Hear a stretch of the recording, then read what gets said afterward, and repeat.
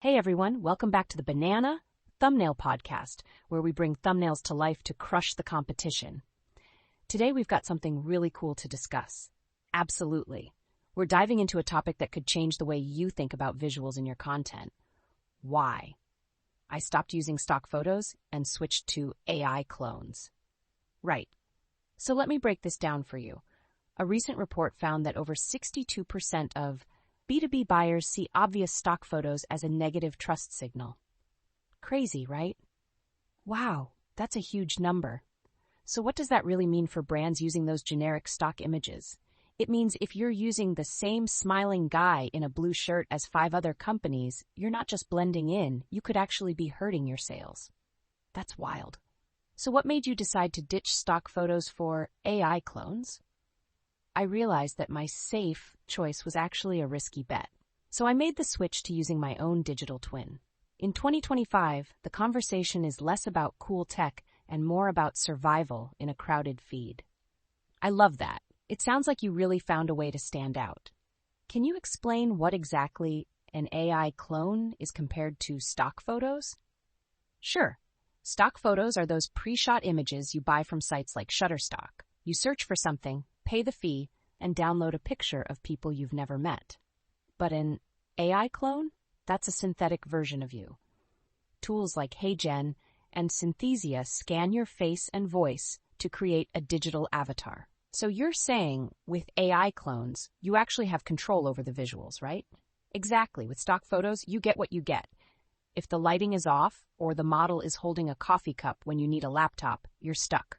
But with AI clones, you can change backgrounds, outfits, and expressions instantly. That's super powerful. So it sounds like AI clones can really build that personal connection with your audience.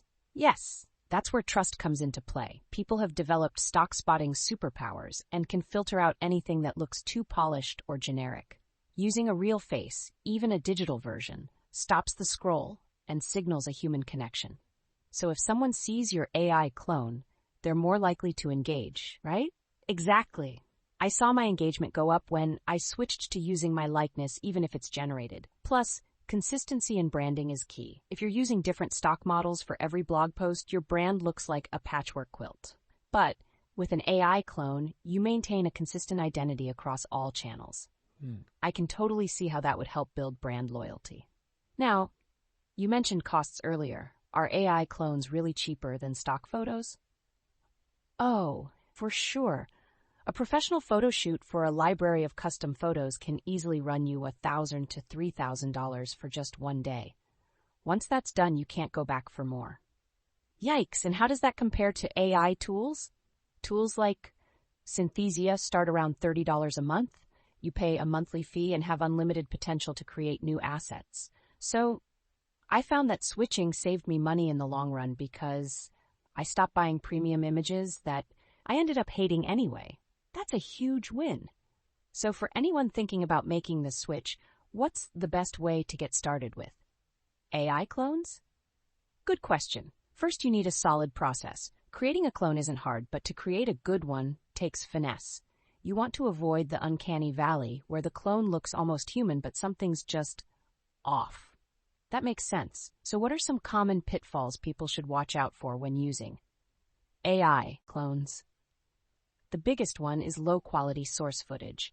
If you use cheap tools, your clone might look robotic. And don't forget the voice. If it sounds robotic, the vibe is killed instantly. Yeah, nobody wants that. And you mentioned not overdoing it with AI clones, right? Exactly. You don't need a clone for everything. Sometimes a simple screenshot or product image is all you need. Use your clone when you need that human element, like in explainer videos or reaction thumbnails.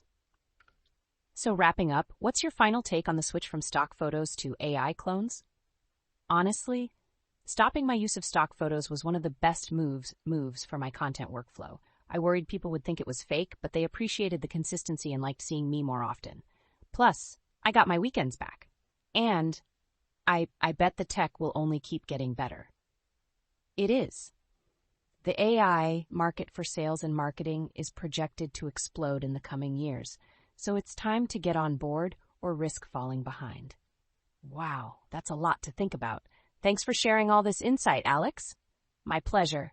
If you're tired of spending ages searching for stock images, it might just be time for you to make the switch to AI Clones 2.